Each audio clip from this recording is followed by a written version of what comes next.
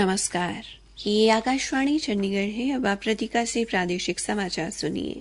Bharatiya Janata party के राष्ट्रीय अध्यक्ष जगत प्रकाश नड्डा आज नई दिल्ली में केंद्रीय मंत्री और पार्टी के वरिष्ठ नेताओं के साथ बैठक कर रहे हैं। श्री नड्डा के आवास पर हो रही इस बैठक में गृह मंत्री अमित शाह, रक्षा मंत्री राजनाथ सिंह और अन्य नेता उपस्थित हैं। जनता दल यूनाइटेड के कई नेता भी दिल्ली में पार्टी अध्यक्ष और बिहार के मुख्यमंत्री नीतीश कुमार के आवास पर पहुंचे हैं।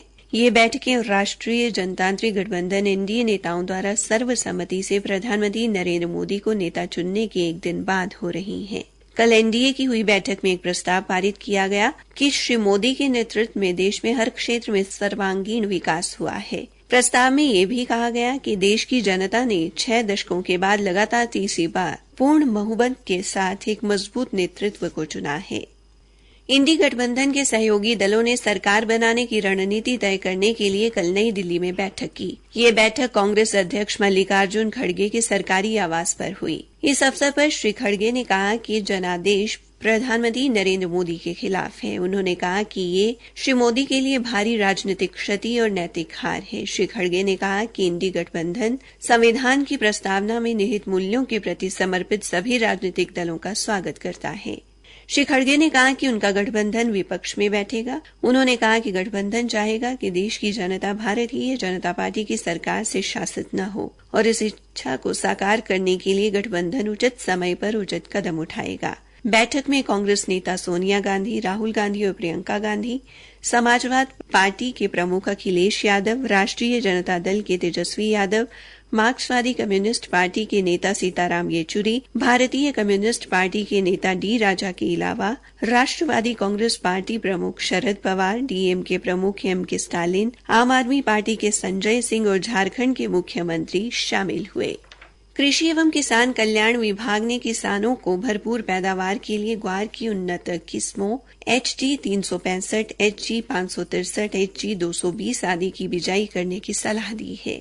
भिवानी जिले के गांव मदौली खुर्द में कृषि एवं किसान कल्याण विभाग तथा हिंदुस्तान गम एंड केमिकल्स के तत्वावधान में लगाए गए कृषि शिविर में विश्वविद्यालय के कीट विज्ञान विभाग से सेवानिवृत्त डॉक्टर आर.के. सैनी ने किसानों को ये सलाह दी।